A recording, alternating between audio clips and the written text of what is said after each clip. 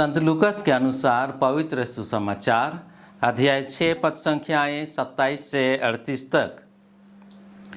मैं तुम लोगों से जो मेरी बात सुनते हो कहता हूँ, अपने शत्रुओं से प्रेम करो, जो तुमसे बैर करते हैं उसकी भलाई करो, जो तुम्हें शाप देते हैं उनको आशीर्वाद दो, जो तुम्हारे साथ दुर्व्यवहार करते हैं उनके लिए प्रार्थना करो, जो तुम्हारे एक गाल पर थप्पड़ मारता है दूसरा भी उसके सामने कर दो, जो तुम्हारी चादर छीनता है उसे अपना कुर्ता भी ले लेने दो, जो तुमसे मांगता है उसे दे दो, और जो तुमसे तुम्हारा अपना छीनता है उसे वापस मत मांगो।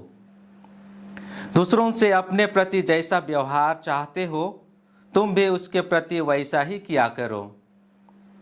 यदि तुम उन्हीं को प्यार करते हो जो तुम्हें प्यार करते हैं तो इसमें तुम्हारा पुण्य क्या है? पापी भी अपने प्रेम करने वालों से प्रेम करते हैं। यदि तुम उन्हीं की भलाई करते हो जो तुम्हारी भलाई करते हैं तो इसमें तुम्हारा पुण्य क्या है? पापी भी ऐसा करते हैं।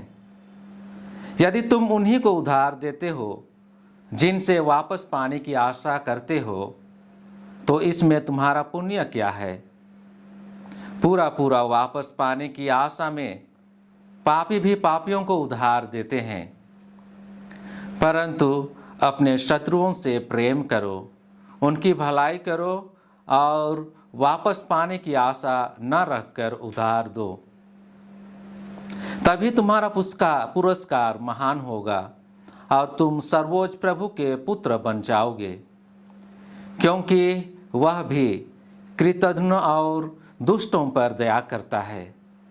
अपने स्वर्गीय पिता जैसे दयालु बनो, दोष न लगाओ और तुम पर भी दोष नहीं लगाया जाएगा। किसी के विरोध भी निर्णय ना दो और तुम्हारे विरोध भी निर्णय नहीं दिया जाएगा। क्षमा करो और तुम्हें भी क्षमा मिल जाएगी, दो और तुम्हें भी दिया जाएगा। दबा दबा कर हिला हिला कर भरी हुई ऊपर उठी हुई पूरी की पूरी नाप तुम्हारी गोद में डाली जाएगी, क्योंकि जिस नाप से तुम नापते हो उसी से तुम्हारे लिए भी नापा जाएगा। प्रभु का सुसमाचार। ख्रिस्त में मसीही भाइयों बहनों, आज 7वां सामान्य रविवार है। आज का पहला पाठ सामुएल का पहला ग्रंथ अध्याय 26 पद संख्याएं 2, 7 से 9, 12 से 13 और 22 से 23। दूसरा पाठ कुरिन्थियों के नाम संत पौलुस का पहला पत्र अध्याय 15 पद संख्याएं 45 से 49। और सुसमाचार संत लूकस रचित अध्याय 6 पद संख्याएं 27 से 38 से लिया गया है। तीनों पाठ हमें जीवन में 3 प्रकार के सही विकल्प चुनने की चुनौती देता है। सबसे पहले हमें अपने दुश्मनों या शत्रुओं से प्यार करने और दूसरों की भावनाओं और जरूरतों के प्रति संवेदनशीलता दिखाने सहित सुनहरा नियम चुनने। दूसरा, हमें दूसरों के साथ अपने संबंधों में ईर्ष्या और नफरत के बजाय बिना शर्त ईश्वरीय प्रेम को चुनने। और तीसरा, हमें बदला लेने और प्रतिशोध की योजना बनाने के बजाय शालीनता, दयालुता और क्षमा को चुनने की सलाह दी जाती है। पहला पाठ हमें बताता है कि कैसे डेविड ने सही चुनाव किया, अपने अपराधों को माफ करके ईश्वर के अभिषिक्त राजा का सम्मान किया, जबकि साउल ने गलत चुनाव करना जारी रखा। अपना बदला लेने के लिए अपने स्वयं के दुख को कायम रखा। दूसरे पाठ में संत पौलुस हमें बताते हैं कि कैसे पहले आदम ने अवज्ञा का गलत विकल्प चुना, दुनिया में मृत्यु ला दी, जबकि यीशु दूसरे आदम ने भयानक पीड़ा और मृत्यु को स्वीकार करके मानव जाति के लिए अपने पिता की मुक्ति योजना को पूरा करने का सही विकल्प चुना। आज का सुसमाचार लूकस 6 पद संख्याएं 27 से 38 हमें हमारे मानवीय रिश्तों में सही विकल्पों के बारे में यीशु की क्रांतिकारी नैतिक शिक्षा देता है, जो स्वर्णिम नियम का पालन करने और एक प्यारे, क्षमाशील और दयालु स्वर्गीय पिता के बच्चों की तरह व्यवहार करने के हमारे दायित्व पर आधारित है।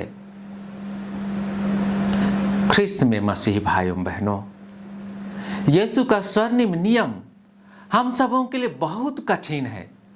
फिर भी अगर हम यीशु का सच्चा शिष्य बनना चाहते हैं तो यीशु की क्रांतिकारी नैतिक शिक्षा को अभ्यास करने की आवश्यकता है। दूसरों के साथ वैसा ही व्यवहार करें जैसा आप चाहते हैं कि वे आपके साथ करें। अपने शत्रुओं से प्यार करें। उन लोगों के साथ अच्छा करें जो आपसे नफरत करते हैं। जो तुम्हें शाप देते हैं उन्हें आशीर्वाद दें, और जो तुम्हारे साथ दुर्व्यवहार करते हैं उनके लिए प्रार्थना करें। यीशु हमें आदेश देते हैं कि हम अपने शत्रुओं से प्रेम करें और सभी के प्रति दयालु बने, क्योंकि हमारा पिता ईश्वर प्रेम, दयालु और करुणामय है। वह हमें यह निर्देश देकर समाप्त करता है कि हम दूसरों को आंख ना बंद कर दें और उन सभी को क्षमा करना शुरू करें जो हमें ठेस पहुंचाते हैं। ख्रिस्त में मसीही भाइयों बहनों, हमें स्वर्णिम नियम का अभ्यास करने की आवश्यकता है।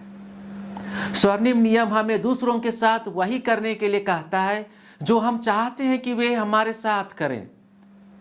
यदि हम आज्ञा का पालन करते हैं, दूसरों से प्यार करते हैं और उस प्यार को प्यार भरे शब्दों और कार्यों से व्यक्त करते हैं, तो हमें दूसरों से वही प्यार अधिक तीव्रता से मिलना शुरू हो जाएगा। इसके अलावा यदि हम चाहते हैं कि दूसरे हमारे अपराधों, हमारी आलोचना के शब्दों और उनके खिलाफ हमारे विचारहीन निर्णयों को माफ कर दें, तो हमें हमारे खिलाफ उनके अपराधों को माफ करना शुरू कर देना चाहिए और उन्हें प्रोत्साहित करते हुए और उनकी ज़रूरतों में उनका समर्थन करते हुए उनके अच्छे गुणों की सराहना करना शुरू कर देना चाहिए। हमें क्षमा करने की शक्ति के लिए प्रार्थना करने की आवश्यकता है। प्रत्येक मिस्सा बलिदान में हम हमारे पिता से प्रार्थना करते हैं, ईश्वर से प्रार्थना करते हैं कि जैसे हम दूसरों को क्षमा करते हैं वैसे ही वे हमें भी क्षमा करें। हमारी चुनौती परिवार के सदस्यों, सहकर्मियों, पड़ोसियों और हमें अपमानित करने वाले सभी लोगों से नफरत करने की अपनी स्वाभाविक प्रवृत्ति पर काबू पाना है। उस चुनौती का सामना करने के लिए हमें ईश्वर से एक दूसरे को क्षमा करने की शक्ति मांगने की आवश्यकता है। हमें क्षमा करना चाहिए क्योंकि केवल क्षमा ही वास्तव में हमें ठीक करती है। अगर हम याद करें कि ईश्वर ने हमें कैसे माफ किया है, तो इससे हमें दूसरों को माफ करने में मदद मिलेगी। आइए हम आलोचना की तीखी जुबान पर अंकुश लगाकर, बदले की भावना को दबाकर और पड़ोसी के चिड़चिड़े व्यवहार को धैर्यपूर्वक सहन करके अभी से क्षमा करने का प्रयास करें।